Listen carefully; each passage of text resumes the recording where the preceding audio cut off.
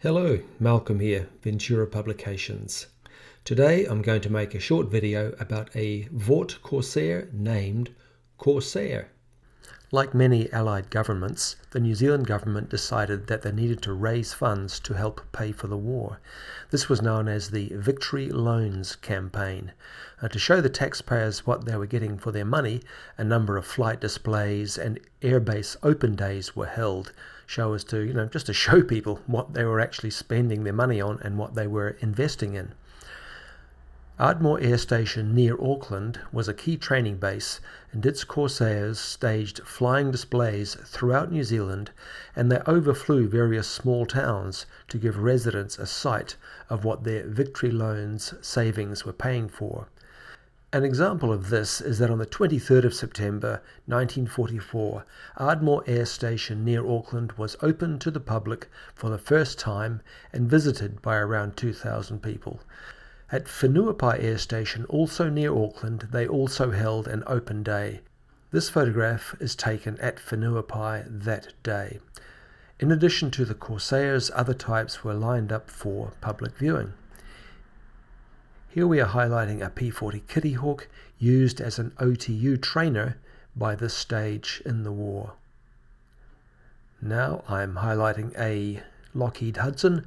This one's been taken back to bare metal, so I guess it was just used as local transport and training here in New Zealand with no chance of it going overseas again. Now we're looking at a Lockheed Ventura further back in the photograph. Now it's a little off topic, but when the Venturas were first ferried from Hawaii down to New Zealand, they arrived with United States Navy stars and bars. Plus, almost all of these aircraft had really quite complex and elegant cartoons painted on the side.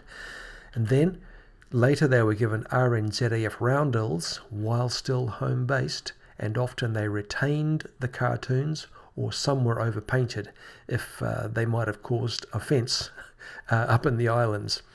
And later, up in the actual Pacific War Zone, we can see on this side view that the bars have been added on again. So that was a bit off topic, but anyway, back to the Corsair. Also on the 23rd of September, Corsair NZ5545 was displayed in the air and on the ground at RNZAF Station Wigram near Christchurch. This aircraft was emblazoned with its own name, Corsair, complete with speed lines, and the bold white markings were eye-catching against the dark blue fuselage sides. In this livery, the aircraft was photographed for publicity purposes. Around this time, Corsairs from Ardmore performed aerobatic displays above towns and cities throughout the country, and local newspapers reported the events. For example, Blenheim residents were treated to one such performance by two Corsairs.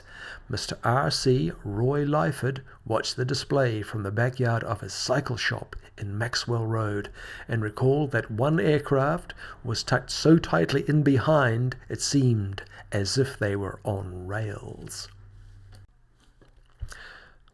After the various air displays, NZ5545 returned to more mundane tasks.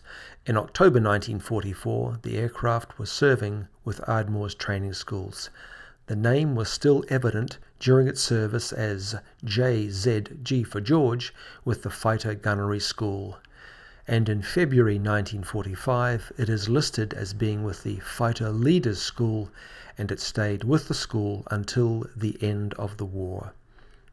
For additional context, here's a photograph of JZM upended. It also was operated by the Fighter Leaders School alongside NZ5545, and it's got the yellow cowling ring and the same upper wing roundels, etc.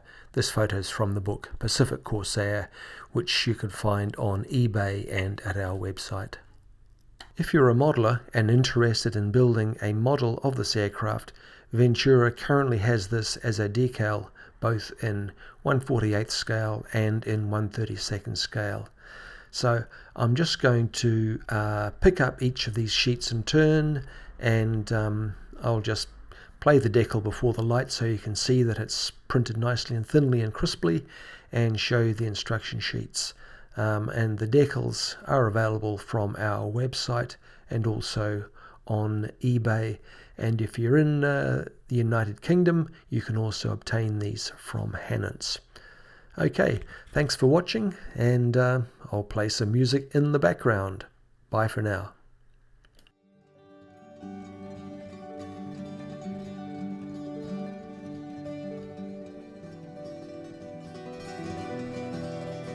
The 1/48 scale sheet V48113 includes this additional option with no bars on the roundels.